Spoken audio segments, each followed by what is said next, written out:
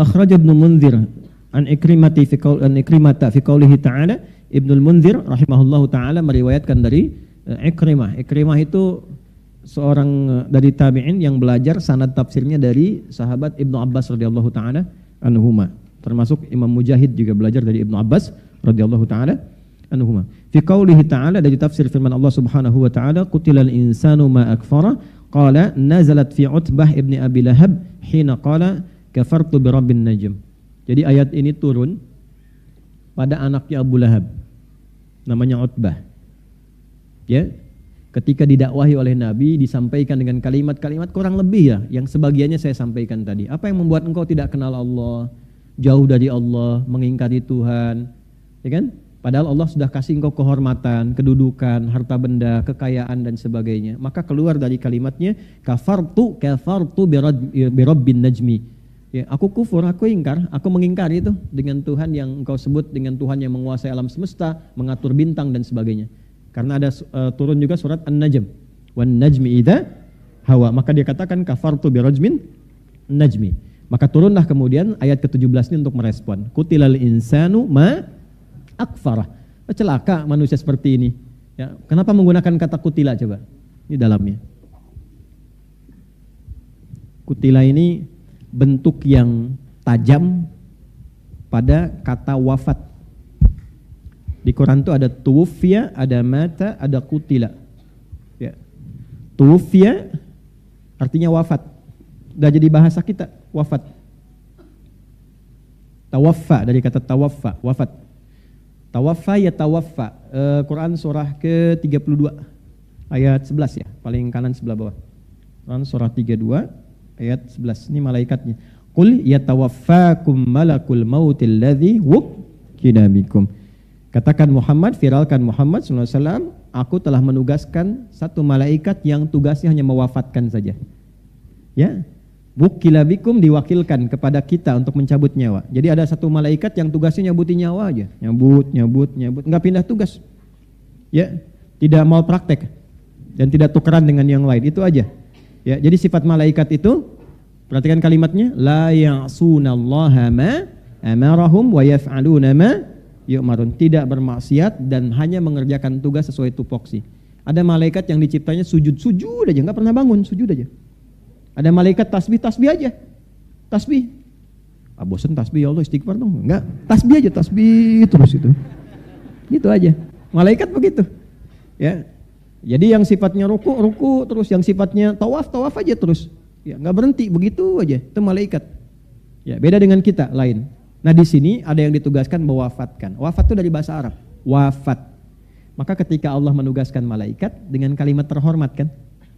Qul yatawaffakum malakul mautil ladzi wukkila bikum. Jadi wafat itu status terhormat. Ya. Makanya secara kata pun jarang disematkan pada orang-orang yang bermasalah. Perampok itu wafat. Tewas kan? Gitu kan? Iya kan? Pemabuk itu kemarin baru wafat. Innalillahi. Enggak. Itu sesuai dengan perilaku, kata akan disematkan. Jadi ketika kata wafat itu disematkan pada malaikat dan mengakhiri kehidupan kita, ingin menunjukkan bahwa kematian itu sesungguhnya sesuatu yang terhormat. Kalau terhormat dipersiapkan enggak? Saya tanya pada Anda. Kalau Anda diundang ke istana, terhormat enggak? Hormat. Baik. Kalau diundang, maaf ini, ada pernikahan, ada undangan resepsi. Undangan terhormat tidak? Terhormat kan? Baik. Nah, kalau Anda diundang ke istana, undangan terhormat, persiapan enggak? Bajunya bagus enggak? Bagus. Kata-katanya kan ditata dulu ya. Nanti mau bicara apa, sikapnya bagaimana, karena kematian itu ditempatkan dalam Al-Quran pada posisi terhormat. Karena kematian terhormat dipersiapkan. Bukan cuma ditunggu datang, dipersiapkan supaya saat pulang pun kita terhormat. Makanya saat dipanggil, saking terhormatnya dipanggil dalam keadaan tenang. Ya ayyatuhan nafsul mutmainnah irji'i ila rabbiki radiyatan fadkhuli fi ibadi wadkhuli. Itu terhormat. Ya. Kalau tidak dipersiapkan, ya pulang tidak dalam keadaan terhormat nantinya. diundang secara terhormat, datangnya tidak terhormat, jadi diusir. Ya kan? Dapat sikap yang tidak nyaman. Anda berlaku yang tidak wajar, mendapatkan sikap yang tidak nyaman.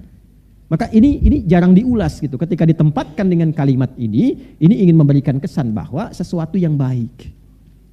Jelas di sini? Sehingga di Arab itu kalau dikatakan aina fulan tawafathul maniyah, tawafathul maniyah. Ya. Kematian telah menjemput dia dalam kebaikan. Jelas?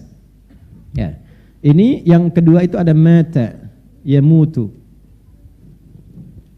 Menunjukkan makna kematian secara standar melalui proses.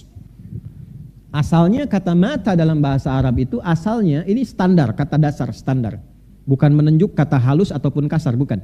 Menunjuk pada proses berpindahnya alam dari dunia ke alam berikutnya.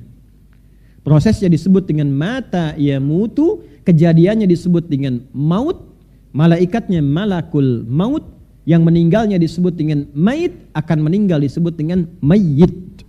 Nah, nyambung semua. Prosesnya mata. Bukan mata bahasa Indonesia ya. Ya. Sudah? Mata yamutu. Kejadiannya nanti yang dialami maut. Malaikat yang ditugaskan malakul maut. Orang yang mengalami maut disebut mayyit, ada tasdidnya. Mayyit begini. Ya. Quran surah 39 ayat ke-30, innaka mayyitun wa innahum mayyitun. Engkau Muhammad sekalipun status pun nabi, rasul terhormat, tetap engkau pun akan mengalami proses maut. Engkau akan meninggal. Wa innahum mayyitun, dan selainmu juga sama. Ya, yang bukan nabi, bukan rasul, mereka pun meninggal juga. Jadi kita semua yang hidup statusnya sama. CM, calon meninggal ya. Ini ada tasdidnya. Kalau masih tasdid, masih calon, masih kandidat ya. Nah ini, masih hidup, ada tasdidnya. Lafaznya. Kalau sudah meninggal, dicabut ini ya, kalau di ilmu bahasa itu lebih dalam lagi. Tasdidnya dicabut, tetap jadi sukun. Ya, ini bukan utak-atik ya, ini ada ilmunya. Nah, makanya ngajinya pakai tasrif yang benar, ngaji di TikTok.